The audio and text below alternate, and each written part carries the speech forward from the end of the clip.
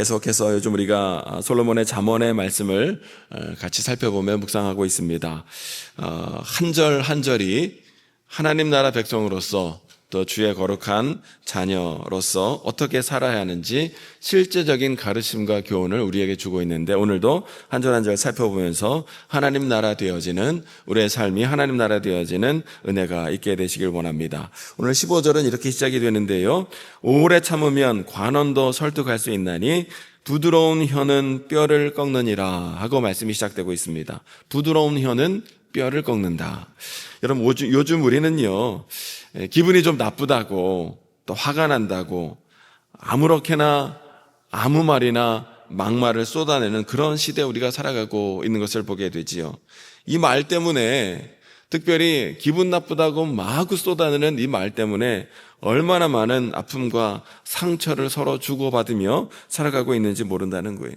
또 막 쏟아내는 말 때문에, 분노 때문에 우리 삶 가운데 얼마나 많은 좋지 않은 뉴스들, 사건, 사고들이 일어나는지 모른다는 거예요. 모든 것이 다 말 때문에, 말 그대로 극단적인 말의 이기주의 시대 가운데 우리가 살아가고 있는 것을 보게 됩니다. 이러한 때에 성경은 말씀하기를 오래 참는 가운데 혀를 부드럽게 하면 뼈를 꺾는다라고 말씀하고 있는 거예요.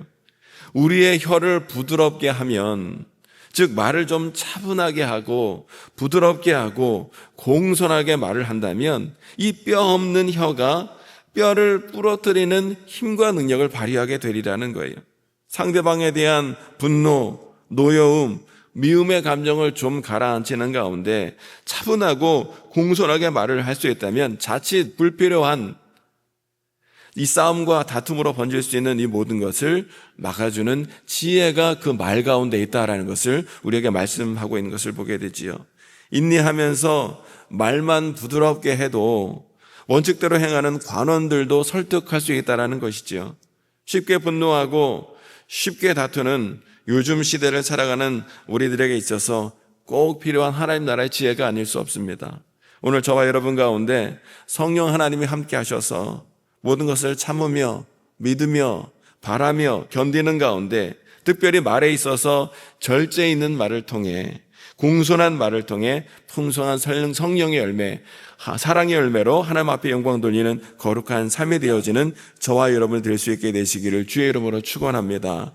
16절에 보면 꿀을 적당히 먹으라도 말씀하고 있어요. 이것은 우리의 식욕을 비롯한 모든 욕심, 탐욕, 욕구를 절제해야 한다는 것을 말씀하고 있습니다. 팔레스틴 지역은 광야가 많기 때문에 이 야생벌들이 만들어 놓은 야생꿀들이 곳곳에 있다는 거예요. 세례 요한이 먹었던 석청도 바로 이 야생꿀 아니겠습니까? 광야의 힘든 여정 가운데 야생꿀은 그 어떤 것보다 몸을 귀하게 만들어주는 보약이 아닐 수 없다는 것이죠. 그런데 꿀이 아무리 좋다고 하여 과하게 토할 정도로 먹으면 어떻게 됩니까? 오히려 몸에 해롭게 되어서 열이 오른다든지 설사가 나고 복통이 나고 이런 가운데 몸을 가눌 수 없을 정도의 심각한, 몸이 망가지는 상태에 이르게 된다는 거예요. 아무리 좋은 것이라 할지라도, 아무리 좋은 꿀이라 할지라도 적당히 만족할 만큼만 먹어야지, 토할 정도로 많이 탐욕적으로 먹는 것, 이거 오히려 우리에게 해롭다라는 것이죠. 삶의 절제가 필요하다는 것을 또한 말씀하고 있는 거예요. 예수님께서는 우리에게 날마다 양식을 구하라 말씀하셨지요. 욕심 부리지 말고 일용할 양식으로 만족할 줄 아는 삶을 살아야 한다는 거예요. 만나도요, 아침에 일어나서 사방이 만나러 깔려 있다 할지라도 마구 욕심대로 거두는 것이 아니라 일용할 양식만큼만 거둬들이는 가운데 만족할 만큼만 거두어드려야 된다는 것이죠. 그래야만 날마다 채워주시는 하나님의 놀라운 은혜를 계속적으로 누리게 되리라는 거예요. 17절에 보면 아주 실질적인 우리에게 교훈을 주고 계시는데, 너는 이웃집에 자주 다니지 말라. 그가 너를 싫어하며 미워할까 두려우니라. 너무나 구체적이고 실제적인 교훈을 우리에게 주고 있는 것을 보게 되지요. 계속해서 우리 삶의 모든 영역 가운데 절제할 것을 계속 말씀하고 있는 것입니다. 우리가 이웃들과 친하게 지나고 친밀하게 관계를 유지하는 것 너무나 소중하고 중요한 일입니다. 그런데 친한 이웃이라고 해서 친한 사람이라고 해서 어떤 절제나 예의를 갖추지 못한 채 남의 집을 안방 드나들듯이 너무 자주 오가면 그 가운데 반드시 실수를 하게 되고 잘못을 범하게 되고 허물이 드러나는 가운데 그 관계가 깨질 우려가 있다는 거예요. 이웃과의 관계에 있어서도 절제가 필요하다는 것이죠. 지혜로운 사람은 친한 사람일수록 적절한 선과 예의를 지키는 가운데 폐를 끼치지 않고 좋은 관계를 유지하는 사람이 지혜로운 사람이지만, 어리석은 사람은요, 그 선을 넘나드는 가운데 상대방에게 여러 가지 폐를 끼치기 마련이라는 거예요. 이 대목에서 여러분, 우리가 한 가지 더 생각할 것은 무엇입니까? 사람은요, 아무리 친한 사이라 할지라도 너무 자주 찾아가고 너무 자주 만나면 그것이 곧 부담과 폐를 끼치고 사이가 깨질 우려가 있는 일이 되지만, 그러나 우리 하나님은요, 어떻습니까? 우리가 아무리 자주 찾고 아무리 자주 간구하고 아무리 주 앞에 나간다 할지라도 우리 하나님은 전혀 그것을 부담스러워하거나 민폐로 생각하지 않으신다는 거예요. 하나님은 오히려 우리가 하나님을 더욱 자주 찾고 더욱 자주 찾아가고 더욱 간구할수록 기뻐하시는 분이 바로 우리 하나님이신 줄로 믿습니다. 때문에 우리 삶의 모든 걱정, 근심, 염려를 다 내려놓고 우리가 온전히 신뢰하고 믿고 도움을 구할 수 있는 우리 여호와 하나님을 더욱 자주 찾고 더욱 구하고 간구하는 가운데 그 누구보다 하나님과의 친밀한 교제를 나눌 수 있는 저와 여러분이 되어야 될 줄로 믿습니다. 믿음의 주에 온전케 하시는 우리 주님을 더욱더 자주 찾는 가운데 하나님과 더욱더 긴밀한 관계로 말미암아 하나님이 주시는 은혜와 기쁨과 소망이 오늘도 우리의 삶 가운데 더욱더 충만하게 있게 되시기를 주님의 이름으로 축원합니다. 18절부터 25절까지 말씀은요, 이웃에게 끼칠 수 있는 해악에 대해서 조금 더 구체적으로 자세하게 언급하고 있는 것을 보게 되죠. 이러한 일들을 또한 경계하라 말씀하고 있습니다. 18절에 보니까 특별히 자기의 이웃을 쳐서 거짓 증거하는 사람은 방망이요, 칼이요, 뾰족한 화살이니라 말씀하고 있습니다. 자기 이웃에 대하여 거짓 증거하는 사람에 대한 경계의 말씀이지요. 잠언의 말씀은 우리가 알 수 있듯이 계속해서 거짓 증거하는 것들, 다른 사람에 대하여 거짓말하고 거짓 증거하여 모함하는 일들, 이거 굉장히 경계하고 있습니다. 특별히 남을 거짓말로 중상모략하는 것, 험담하는 것, 하나님께 크게 심판받을 죄악이라는 것이지요. 왜냐하면 그러한 일들은요, 다른 사람에게 큰 상처와 아픔을 남기기 때문입니다. 다른 사람에게 거짓말하고 거짓 증거하고 중상모략하는 일은요, 오늘 성경에 보니까 방망이고 칼이고 뾰족한 화살이라, 즉 치명적인 무기와 같다는 것이지요. 거짓 증거는 죄 없는 이웃을 죽일 수도 있고요, 큰 상처 아픔을 입히게 되는 거기 때문에 없는 말을 꾸며서 한다든지 있는 것을 더욱더 부풀린다든지 이런 것 하지 말아야 한다는 것, 말에 대하여 경계할 것을 계속 강조하고 있는 것을 보게 됩니다. 19절에 보니까 환난 날에 진실하지 못한 자를 의뢰하는 것은 부러진 이와 위골된 발과 같다라고 말씀하고 있습니다. 여러분, 진실하고 정직한 사람은요, 쉽게 배반하지 않습니다. 그러나 이러한 사람들은 우리가 쉽게 만나기가 어렵지요. 사람은 연약하고 간사하기 때문에 나에게 조금이라도 손해가 된다든지 나에게 조금이라도 어려움이 임하게 되면 금방이라도 그 관계를 깨뜨리고 의리를 지키지 않고 배반하는 것이 사람의 모습인 것을 보게 됩니다. 그래서 오늘 말씀은 이러한 사람을 의지하는 것은 부러진 이와 같고 위골된 발과 같다라고 말씀하고 있는 거예요. 여러분, 부러진 이는요, 단단한 것을 씹지도 못하고 부러진 이는 오히려 잇몸을 상하게 만들지요.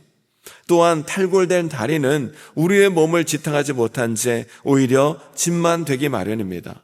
이처럼 이런 자, 진실하지 못한 자를 의지하는 것은 오히려 우리 삶 가운데 어려움만 가중시킨다는 것이죠.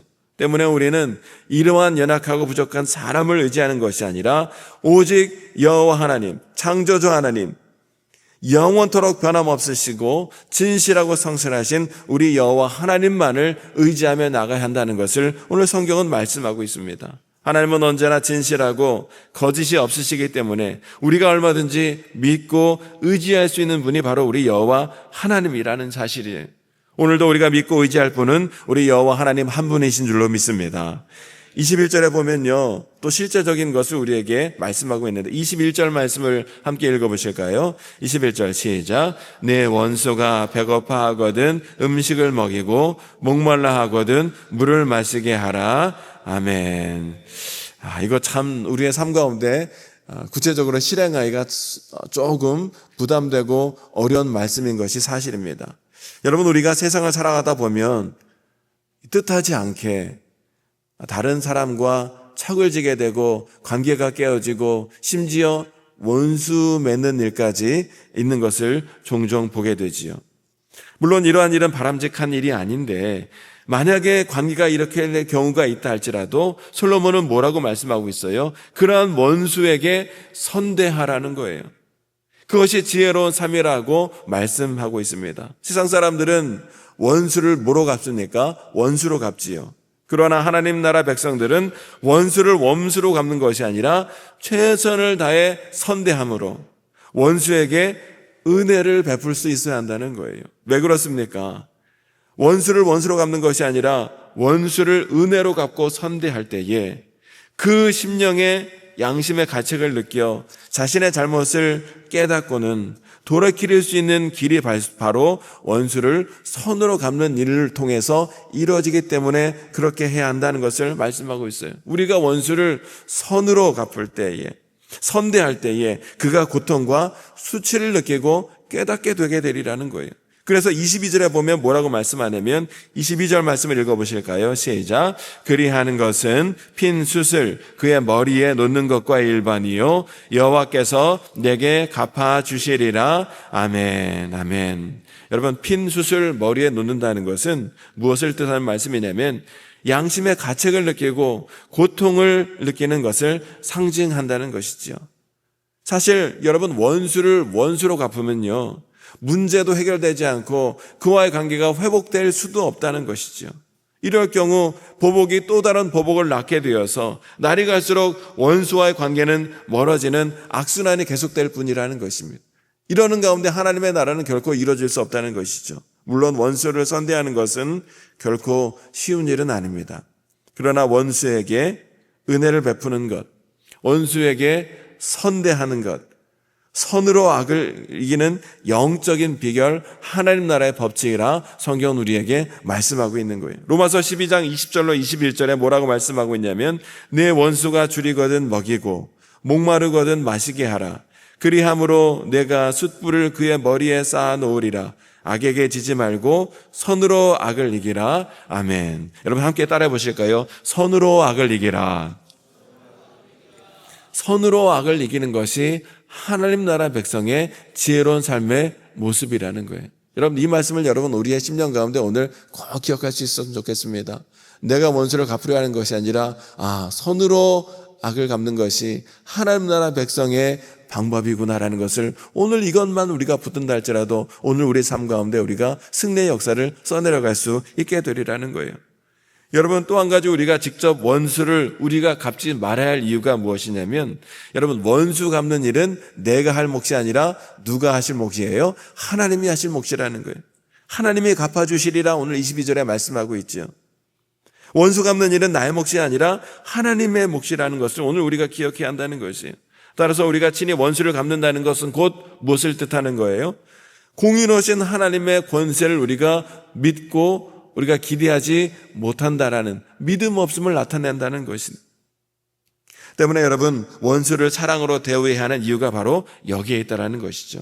그래서 솔로몬은 마지막으로 원수를 대하는 성도의 마음가짐을 가르치고 교훈하면서 자기 마음을 제어하고 잘 다스릴 것을 권면하고 있는 것을 보게 됩니다. 28절 말씀을 함께 읽어보겠습니다. 28절 시작. 자기의 마음을 제어하지 아니하는 자는 성읍이 무너지고 성벽이 없는 것과 같으니라. 아멘. 자기의 마음을 잘 다스리고 제어하고 인내하는 자가 곧 마치 성읍을 빼앗은 용사와 같은 큰 기쁨과 영광이 임하가 되리라 마지막으로 말씀하고 있는 것을 보게 됩니다. 오늘 잠언 말씀은 우리 하나님의 백성들에게 특히 인내할 것, 절제할 것, 그리고 사랑할 것을 특별히 말씀해 주고 있는 것을 살펴보았습니다. 여러분, 인내와 절제와 사랑은 성령의 열매이지요.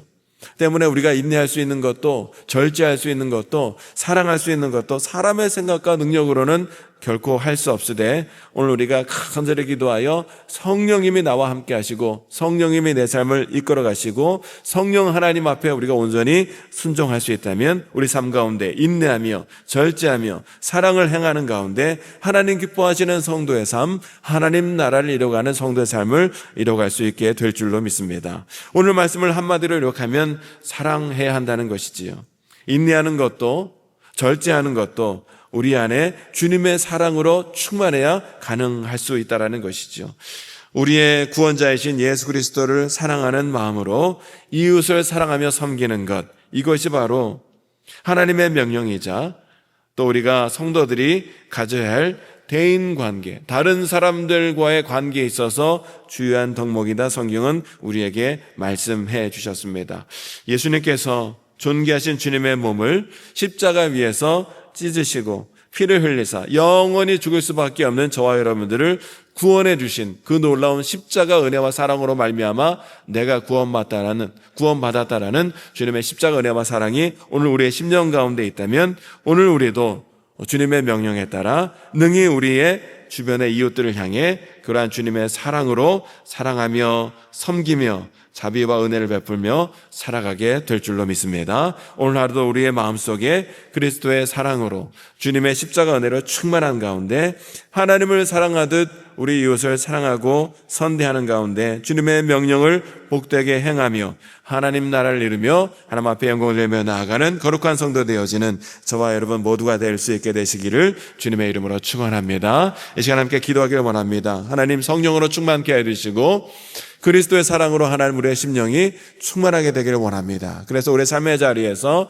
특별히 다른 사람과의 관계에 있어서 지혜 있는 삶이 되기를 원하오니 하나님 깨닫게 해주시고 인도해 주셔서 우리 주변의 사람을 그리스도의 사랑으로 섬기며 선대할 수 있도록 인도해 주셔서 특별히 원수를 내가 원수로 갚는 것이 아니라 원수에 대하여까지도 주님의 명령대로 사랑하는 가운데 아버지 하나님 행하실 일을 기대하며 나가는 거룩한 성도의 삶이 될 수 있도록 주님 감당할 만한 은혜와 능력을 더하여 주옵소서. 우리 주여 외치시고 성령의 은혜와 사랑의 영을 간구하는 가운데 또한 우리의 모든 기도 제목을 주께 맡기며 간절히 기도하는 이 시간 되길 원합니다. 주여 많이 외치시고 함께 기도하겠습니다. 주여